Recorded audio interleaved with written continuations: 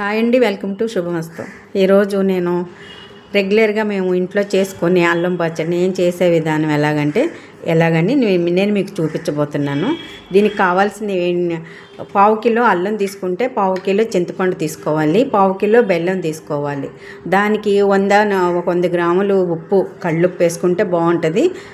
ఒక 150 గ్రాములు అట్లా కారం, 2 వెల్లుల్లి రెబ్బలు. దీనికి పచ్చడికి ఒక 3 రోజుల ముందే ఈ ప్రాసెస్ మొదలు పెట్టుకుంటాను. అది ఏంటంటే మీకు చూపిస్తాను. ఇప్పుడు అల్లాన్ని ముందు కచ్చాపిచ్చగా మిక్సీలో పట్టుకోవాలి.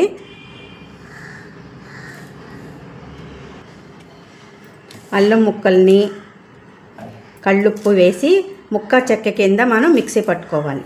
ఫస్ట్ దాన్ని నేను ఒక బాక్స్లో పెట్టి 3 రోజులు ఊరపెడతానన్నమాట. చింతపండు కూడా వేసేసి దానిలో ఊరబెడతాను. అది మిక్సీ పట్టుకొచ్చాక మీకు చూపిస్తాను. ఈ విధంగా అయితే ఇక అల్లాన్ని ముక్క చెక్క కింద ఇట్లా కుట్టుకోవాలన్నమాట. కుట్టుకున్న దాన్ని ఏం చేయాలంటే ఒక బాక్స్లో స్టోర్ చేసుకోవాలి మనం.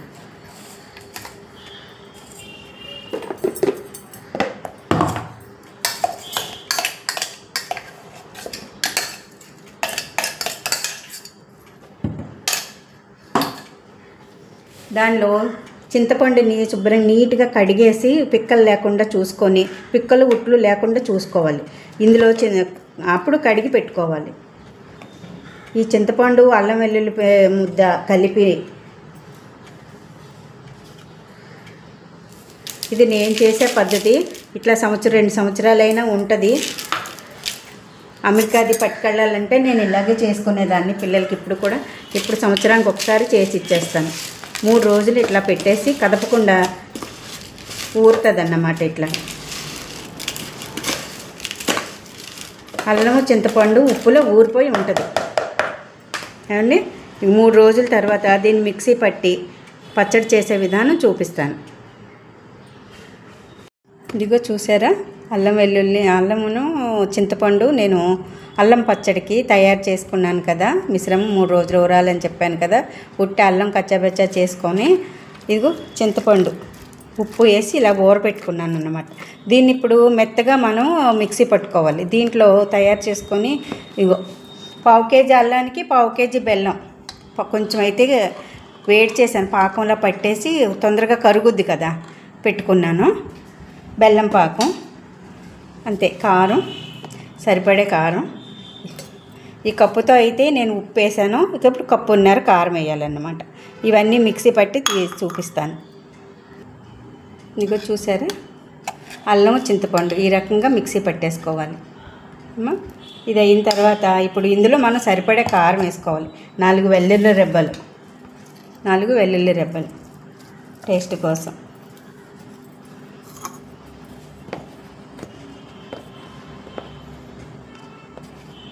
కప్పున్నర కారం కదా. ఇదిగో కొంచెం వెళ్తుగా కప్పు వేసాను. ఇది కొంచెం తిరిగిన తర్వాత అప్పుడు మళ్ళీ బెల్లం పాకం కూడా వేసుకోవాలి.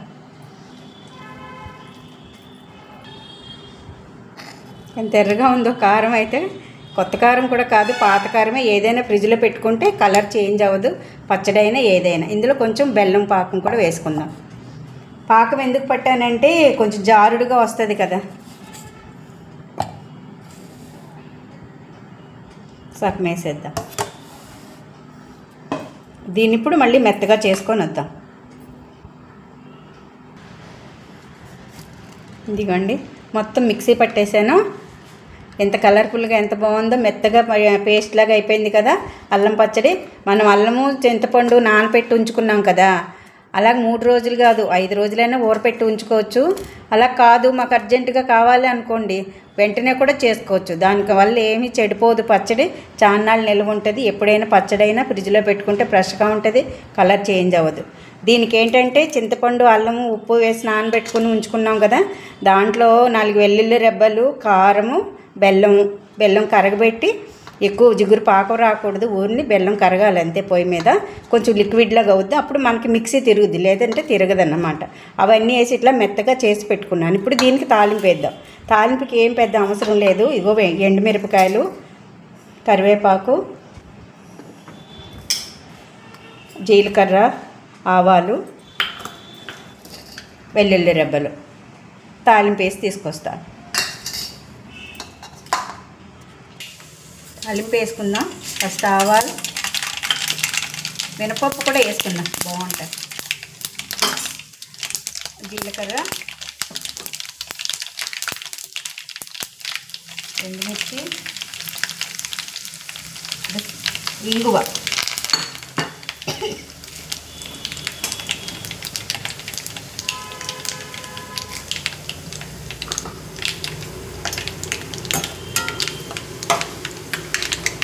వేగిన తర్వాత మనం వెల్లుల్లిపై కొట్టుకొని ఉంచుకున్నాం కదా, కొంచెం కొట్టుకోవాలి, లేకపోతే పేలిపోతుంది.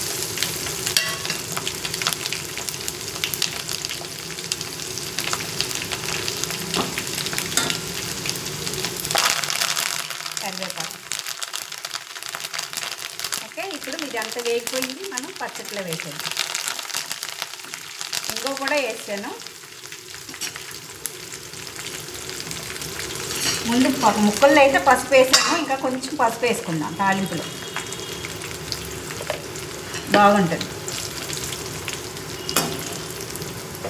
స్టవ్ ఆపేసి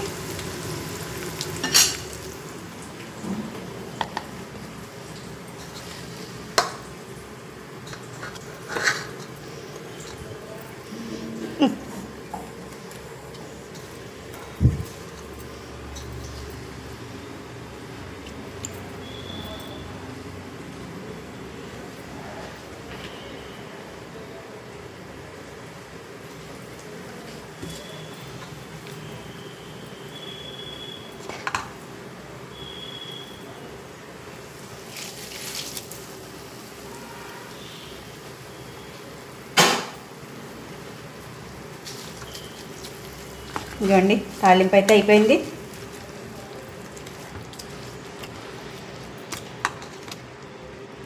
అల్లం పచ్చడి రెడీ. వేడి వేడి అన్నంలో కూడా వేసుకోవచ్చు, ఓన్లీ టిఫిన్లే కాదు, పిల్లలైతే సాస్లాగా ఉపయోగించుకోవచ్చు. బజ్జీలు అవన్నీ ఉంటాయి కదా, కట్లెట్స్, అన్నిటికీ కూడా దీన్ని వాడుకోవచ్చు. ఓకే అండి, అందరూ ట్రై చేయండి. కొంచెం కొంచెంగా ఒక 100 గ్రాములు 50 గ్రాములు చేసుకుంటే ఈ టైపులో బాగుంటుంది, చాలా నిల్వ ఉంటుంది. ఓకే అండి, బాయ్ బాయ్.